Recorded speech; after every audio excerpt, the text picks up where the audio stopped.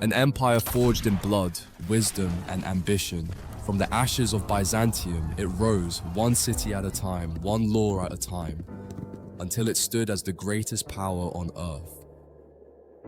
But every golden age has its twilight. This is the story of the Ottomans at their peak and the beginning of their fall.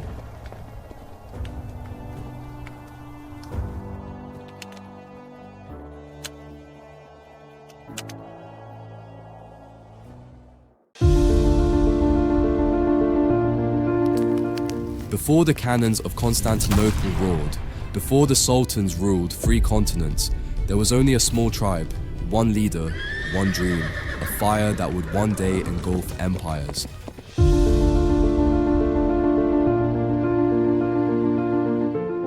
The 13th century. Anatolia is in chaos. The once mighty Seljuk Empire is falling apart. The Mongol invasions have shattered kingdoms, cities burn, borders shift. The great Islamic world is bleeding. Amid this destruction, hundreds of Turkic nomadic tribes roam the land, caught between empires. They are warriors, horsemen, survivors, searching for new land to settle, new causes to follow. One of these tribes is led by a man named Ertuğrul.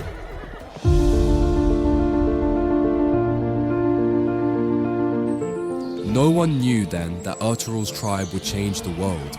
Ertuğrul Bey, the son of Süleyman Shah, leads the Kaya tribe of the Oghuz Turks. They are few in number, maybe just a few hundred tents, but they are fierce, loyal, and guided by a strong belief. Gaza, the holy struggle for Islam. Ertuğrul allies with the Seljuks of Rum, helping them fight against Byzantines and Crusaders. In return, his tribe is granted a small frontier region near the Byzantine border, Suyut. This land, on the edge of Christian and Muslim worlds, becomes the seedbed of empire.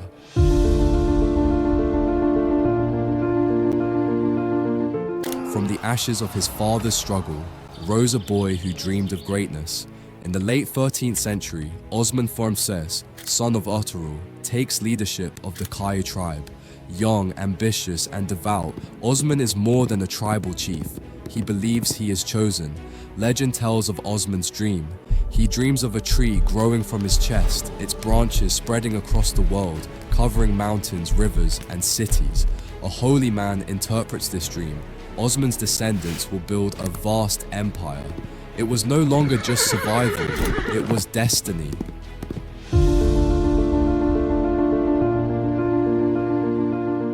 Osman transforms his tribe into a Ghazi state, a warrior frontier for Islam.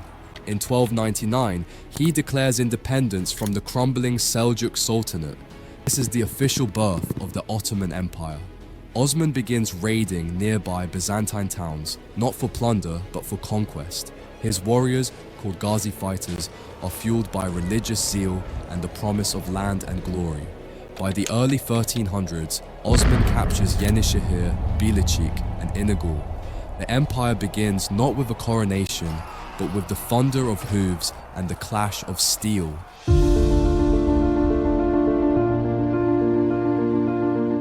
Osman dies around 1323 to 1326, but his vision lives on through his son, Orhan Gazi.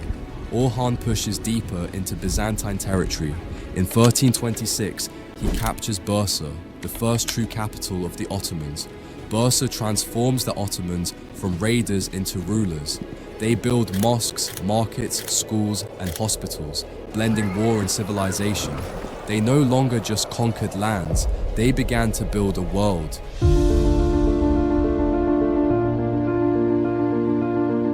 By the mid-1300s, the Ottoman state is unlike anything the world has seen. A Turkish tribe ruling in the name of Islam, a military machine powered by devotion and strategy, a civilization beginning to form, one city, one mosque, one law at a time. But the greatest expansions, the grandest battles, and the most powerful sultans are yet to come. The fire has been lit, and it will soon become an unstoppable storm.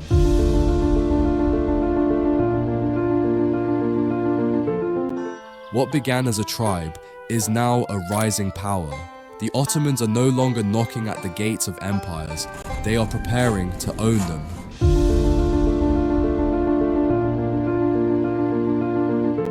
After Osman came Orhan, a leader of vision, strategy, and patience. With Bursa secured, Orhan sets out to institutionalize the state. He introduces coins with his name, a symbol of sovereignty, establishes a standing army, a disciplined force of Ghazis. Most importantly, he lays the foundation for what will become the Janissaries. But the real opportunity lies not in Anatolia, but across the sea. In 1354, an earthquake strikes the Byzantine stronghold of Gallipoli. The Ottomans move in, and for the first time, they cross into Europe. The door to the Balkans is open, and it will never be closed again.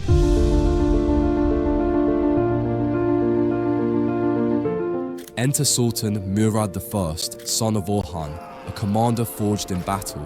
He moves the Ottoman capital from Bursa to Edirne in Europe. It's a bold message. The Ottomans are not just Asian anymore. They are now European conquerors. From 1360 to 1389, Murad's armies sweep through Thrace, Macedonia, Bulgaria. They face powerful Christian coalitions, Serbs, Hungarians, Bosnians. But the Ottomans are disciplined, fast, and fearless. A storm has entered the Balkans, and its name is Ottoman.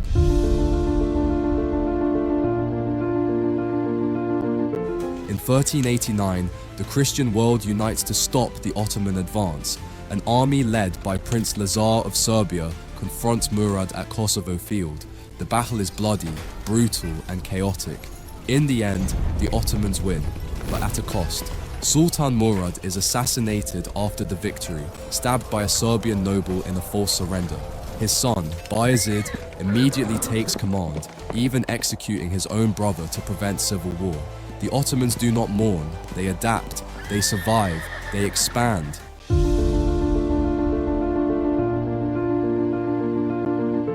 Nicknamed Yildirim, the Thunderbolt, Bayezid is fast, furious, and unstoppable.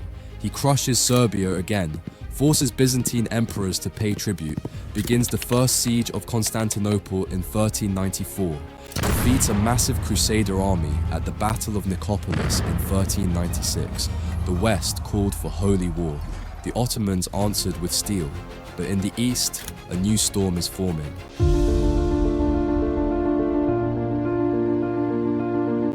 From Central Asia, a conqueror rises, Tamerlane, known as Timur the Lame.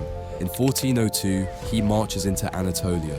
The Ottomans, unprepared, face him at the Battle of Ankara. It is a disaster. Bayezid is captured. The Ottoman army is shattered. For the first time, the empire faces collapse. The lion is caged. The empire trembles. Europe celebrates. But the Ottomans are not finished.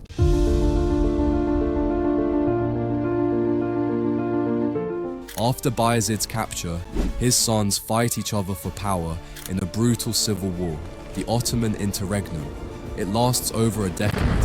Finally, one son emerges victorious, Mehmed I. He reunites the empire and restores stability. A phoenix rises from its ashes, but the world has yet to meet its true master.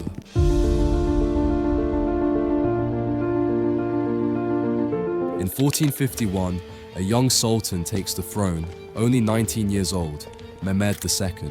But behind the youthful face is a mind of genius, steel, and ambition. He has one goal, one dream, to take the city no one could take, Constantinople, the crown jewel of Byzantium. Protected by massive walls, defended by the Christian world, it has stood for over 1,000 years. Mehmed begins preparing the most sophisticated siege in history, builds a massive fortress to control the Bosphorus, assembles the largest Ottoman army to date, orders the casting of huge cannons, one over 25 feet long, secures the navy, blocking all sea support. The world watches and waits.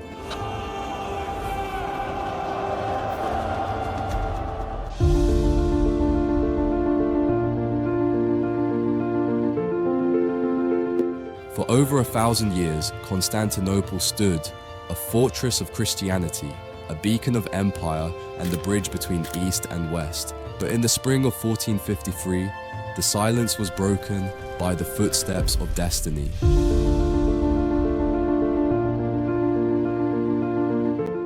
Mehmed II, now just 21 years old, has one goal: to break the unbreakable, to conquer Constantinople, to become not just a sultan, but a legend.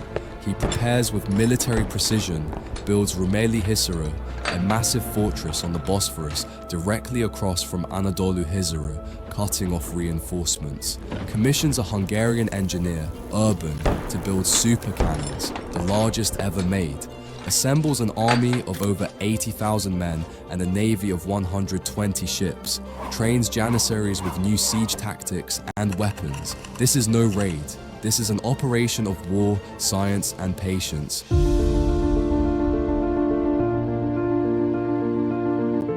Inside the city, Constantinople is weak. The population has shrunk to just 50,000. Emperor Constantine XI has fewer than 8,000 defenders, including 2,000 Genoese under Giovanni Giustiniani. Morale is high, but the walls are old, food is scarce, allies are few. Still, they hope. They pray. They believe their walls will hold, as they always have.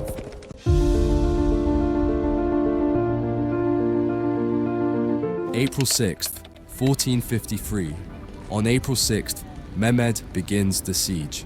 His cannons thunder, the ground shakes, the city walls, 4 meters thick and 12 meters high, are battered day and night. Each blast is not just a strike on stone, but a strike on history itself. The Byzantines defend with courage, using Greek fire, repairing walls at night, launching counterattacks at the gates, but the Ottomans push harder. They dig tunnels to undermine the walls. They drag ships over land to bypass the Golden Horn barrier, stunning the defenders, a miracle of engineering, a horror for the defenders.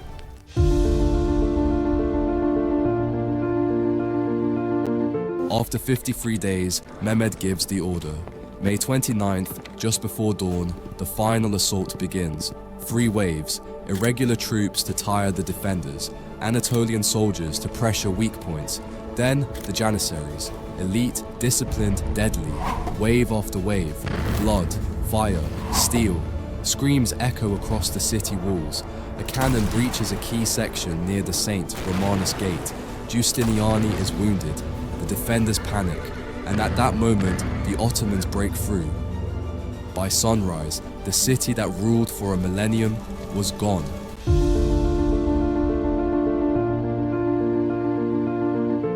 Mehmed enters Hagia Sophia on horseback. He dismounts, walks through the broken door, and says, La ilaha illallah, Muhammadur Rasulullah. He does not burn the city. He does not kill the civilians. He declares it the new capital of the Ottoman Empire, and with that, the Byzantine Empire ends, and a new empire rises.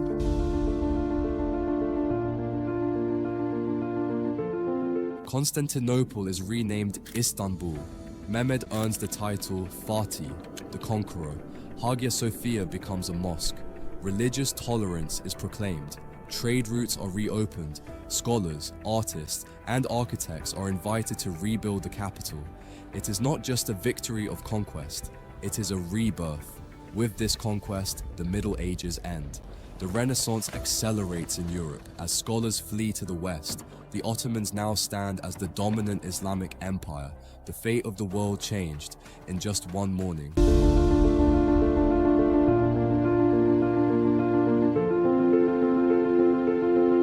The conquest of Constantinople was just the beginning. What followed would be the golden age of the Ottoman Empire, an empire that stretched from the gates of Vienna to the shores of North Africa, an empire whose legacy still echoes across the world today.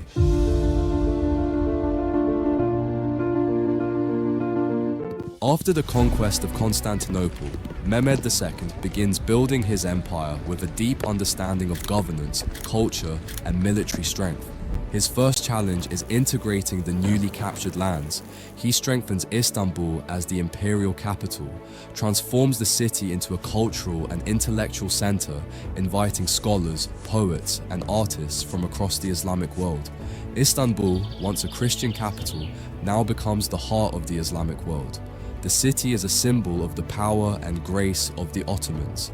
Mehmed also recognizes that military supremacy must go hand in hand with economic power. Thus, he builds fortresses along the Bosphorus to control sea trade and secure the empire's borders. He is not just a conqueror, he is a builder, an empire builder for the ages.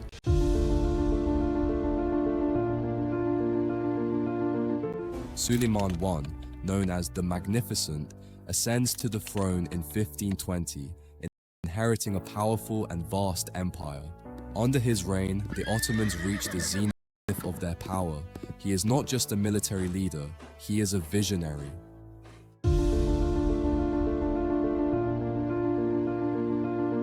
Suleiman's reign is marked by military campaigns that pushed the empire's borders deep into Europe, North Africa, and the Middle East. He captures Belgrade in 1521, opening the door to Hungary. The Battle of Mohacs in 1526 leads to the fall of Hungary, bringing much of the Balkans under Ottoman control. Suleiman pushes into Austria, laying siege to Vienna in 1529. The Ottomans are no longer just an empire in the East, they are now a European power, knocking on the doors of the West. But Suleiman's greatness is not only in war, he is a patron of the arts and architecture. Under his reign, the Ottoman court flourishes with poets, artists, and philosophers. The famed architect Mimar Sinan creates architectural masterpieces, including the Süleymaniye Mosque in Istanbul, a symbol of Ottoman magnificence. Ottoman miniatures, calligraphy, and textiles reach new heights of beauty and sophistication. This is the age when the soul of the Ottomans is not only measured in gold, but in beauty, culture, and knowledge.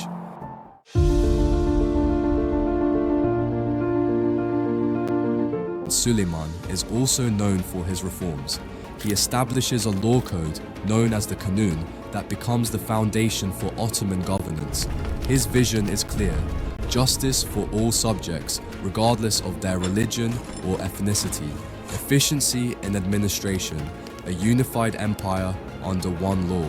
The military, legal, and cultural systems work together, creating an empire that is not only powerful, but also sustainable. Suleiman the Magnificent is the very embodiment of the Ottoman ideal, a warrior, a lawgiver, and a patron of civilization.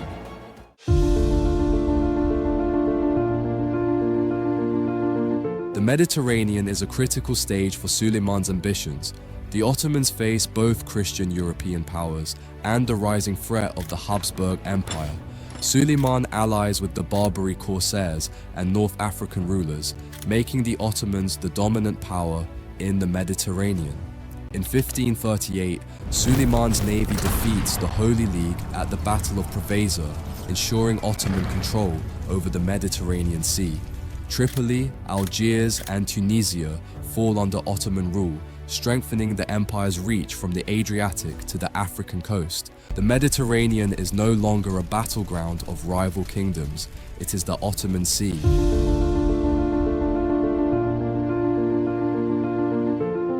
But no empire is immune to decline. After Suleiman's death in 1566, the empire begins to slowly unravel. His son, Selim II, lacks the strength and vision of his father. Suleiman's death marks the beginning of the long, slow decline of the empire. From this point forward, the Ottomans begin to lose their grip on territories and their strategic advantage. The great Sultan is gone, and with him, the golden age of the Ottomans begins to fade.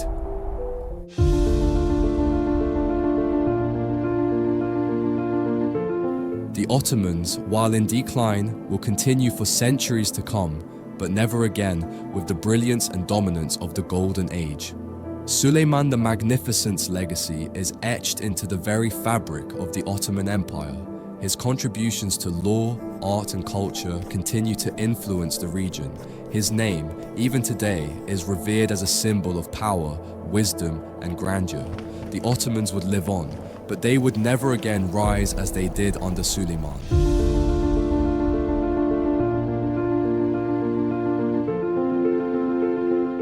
The Ottoman Empire, once the supreme power in the East and West, begins to unravel.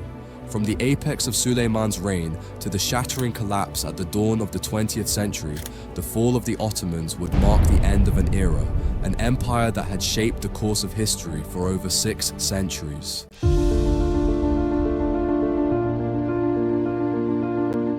The death of Suleiman the Magnificent in 1566 marked not only the end of an era, but the beginning of an uncertain future. While his successors, such as Selim II and Murad III, attempted to maintain Ottoman power, they faced the growing challenge of a disjointed empire. The Sultan's authority began to wane as corruption, intrigue, and decadence spread through the palace. The Janissaries became less disciplined, increasingly corrupted by bribes and inefficiency.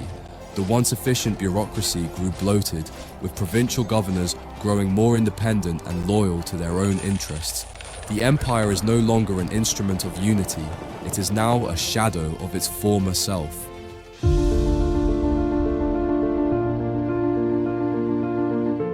The Ottomans are now facing threats on multiple fronts. The Habsburgs in the west, the Persians in the east, and the growing power of the Russian Empire in the north threaten to erode Ottoman territories. The once great Ottoman military is now stretched thin, and new strategies are desperately needed. The Battle of Lepanto in 1571 stands as a monumental turning point.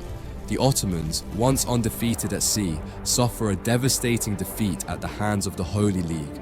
Though the Ottomans would rebuild their fleet, they would never regain the same naval supremacy they once held. The balance of power in the Mediterranean has shifted, and the Ottomans begin to retreat, step by step.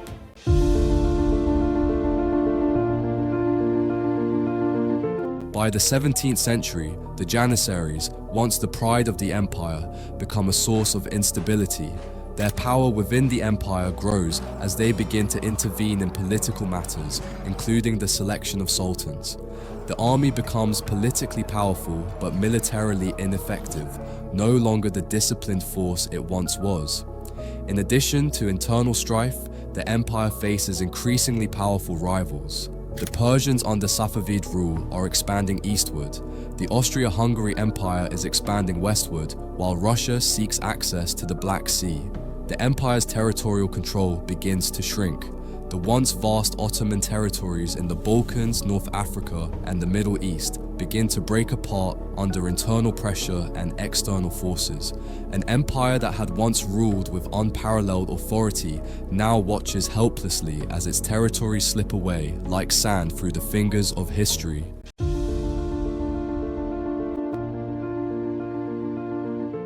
In 1699, the Treaty of Karlowitz marks a decisive defeat for the Ottoman Empire. The Ottomans lose key territories in Central Europe, including Hungary, Transylvania, and parts of the Balkans. This treaty symbolizes the start of a century of losses, marking the official beginning of the Ottoman retreat in Europe. What once was an empire of unparalleled reach now faces humiliation, the loss of lands, and the gradual disintegration of its political and military power.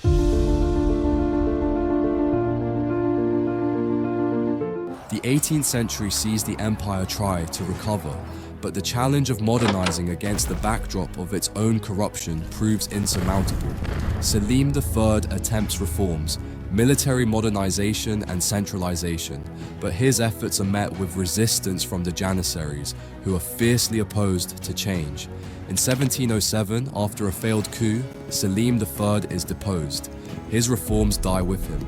Meanwhile, European powers continue to encroach on Ottoman lands. Russia pushes into the Caucasus. France and Britain meddle in Ottoman affairs, especially in Egypt and the Levant.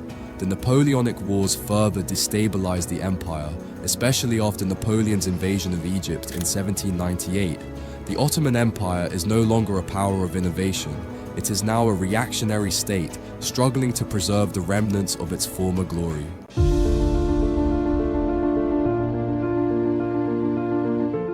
By the 19th century, the Ottoman Empire is often referred to as the sick man of Europe, a state in decline, desperately clinging to its existence.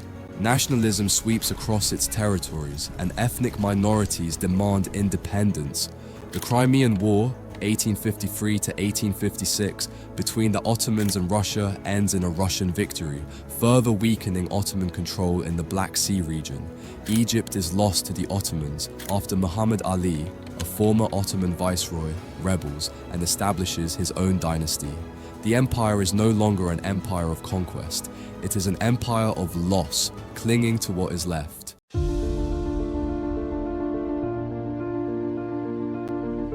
In the early 20th century, the Ottoman Empire's territories in the Balkans begin to collapse. In 1912 to 1913, the Balkan Wars stripped the empire of almost all its European holdings, leaving only Turkey and Anatolia. The Ottomans ally with the Central Powers in World War I, 1914 to 1918. But by this point, their military power has dwindled, and they are no match for the Allied forces. After the defeat in the war, the Treaty of Sèvres, 1920, dissolves the empire entirely. In the end, it is not war that finishes the empire. It is the weight of centuries of decline, the exhaustion of an ancient system, and the winds of modernity that sweep it away.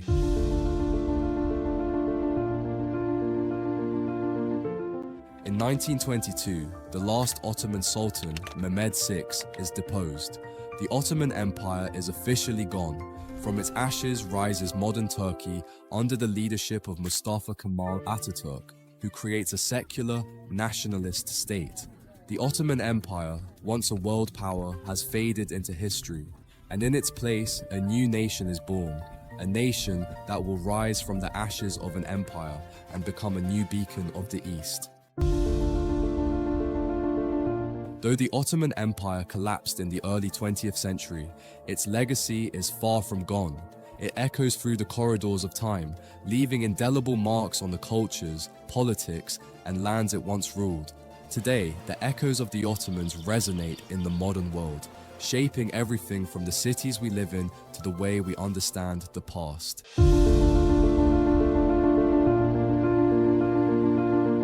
One of the most enduring legacies of the Ottoman Empire lies in its architecture. The Ottoman architectural style blends elements from both the Islamic and Byzantine traditions, creating awe-inspiring structures that still stand as symbols of power, beauty, and faith.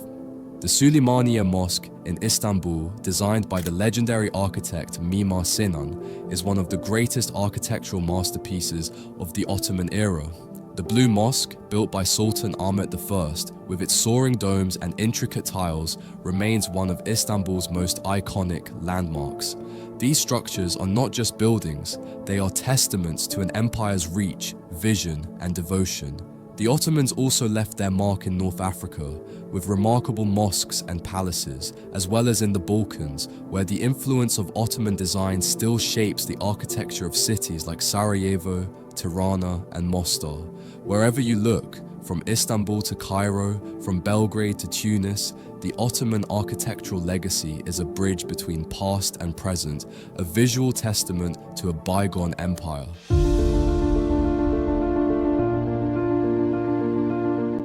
The Ottoman language, a rich blend of Turkish, Arabic, and Persian, influenced the development of modern Turkish and left an imprint on the languages of the Balkans, the Middle East, and even parts of North Africa. Words from Ottoman Turkish still pepper the vocabulary of countries that were once part of the empire. In Bosnia, Albania, and Kosovo, the Turkish influence is evident in daily speech, from food names to everyday expressions. The Ottomans also had a profound impact on literature and art. Ottoman poetry, with its emphasis on romanticism, mysticism, and elegance, continues to inspire modern writers in the region. Ottoman miniature painting, a delicate and highly detailed art form, has influenced contemporary artists and illustrators. The Ottomans didn't just conquer lands, they sowed the seeds of culture that would continue to grow long after their empire fell.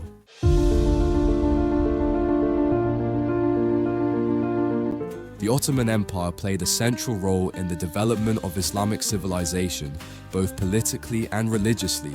Istanbul became the heart of the Islamic world after the conquest of Constantinople, and the Sultan was seen as the Caliph, the political and spiritual leader of all Muslims. Under the Ottomans, the Hagia Sophia was converted into a mosque, its iconic dome still standing as a symbol of religious fusion. The Ottomans were also responsible for spreading Islam to regions in the Balkans, North Africa, and Central Asia, leaving a deep cultural and religious imprint on these regions. Today, the legacy of the Ottomans' role as protectors of Islam continues in the Middle East, North Africa, and parts of the Balkans. In countries like Turkey, Egypt, and Algeria, Ottoman history remains a source of pride and a key element of their Islamic identity. The Ottoman Empire, more than just a political entity, was a protector of the faith, a force that unified diverse peoples under the banner of Islam.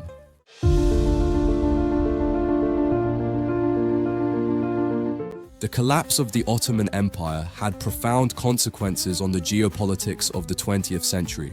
The borders drawn by the European powers after the Treaty of Sèvres and Treaty of Lausanne still define the modern Middle East, the Balkans, and North Africa. The legacy of empire still lingers in the form of political boundaries and ethnic tensions that continue to shape conflicts today. In the Middle East, the fall of the Ottoman Empire created a power vacuum, leading to the rise of new powers and the eventual creation of modern-day states like Iraq, Syria, and Jordan.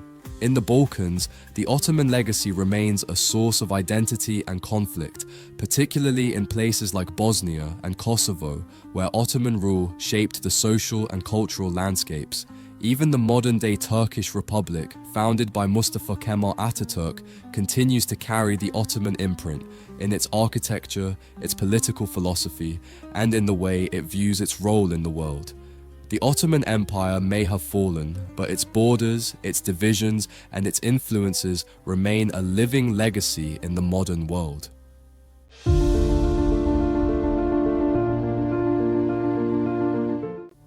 In Turkey today, the memory of the Ottomans is mixed with pride and melancholy. While Atatürk sought to distance the new republic from the Ottoman past, the country's Ottoman legacy continues to shape its identity. Cultural traditions like tea drinking, hospitality, and music are deeply rooted in Ottoman practices. Turkish cuisine, with its rich diversity of flavors from kebabs to baklava, reflects the fusion of countless culinary influences from the Ottoman Empire's vast reach. In the Balkans, North Africa, and parts of the Middle East, the Ottoman Empire's legacy endures through family traditions, cultural festivals, and folklore that continue to be passed down through generations.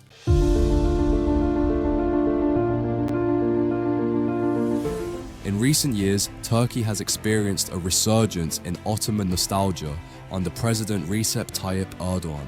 This has led to a renewed interest in the empire's legacy, from restoring Ottoman-era landmarks to reviving cultural practices associated with Ottoman grandeur. This is seen in the city of Istanbul, where Ottoman architecture has been preserved, and where the Hagia Sophia, once again, is at the center of global attention after being reconverted into a mosque in 2020.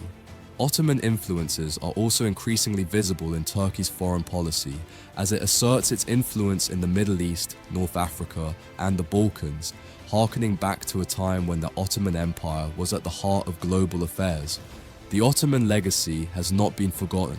It is being reclaimed, woven into the fabric of modern Turkey and the surrounding world.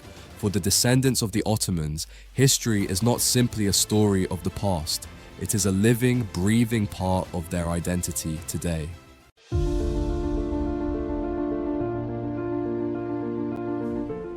Perhaps one of the greatest legacies of the Ottoman Empire is its pluralism, its ability to govern a vast and diverse population of different ethnicities, religions, and cultures. Under the Ottomans, Christians, Jews, and Muslims lived side by side, each group governed by their own laws but united under Ottoman rule. This multicultural and multi-faith society, while imperfect, offers lessons for the modern world on tolerance, coexistence, and the value of diversity. The Ottoman Empire's greatest achievement may not have been its power or its size, but its ability to embrace diversity, to allow different peoples and faiths to live in peace, a lesson the world still struggles to learn today.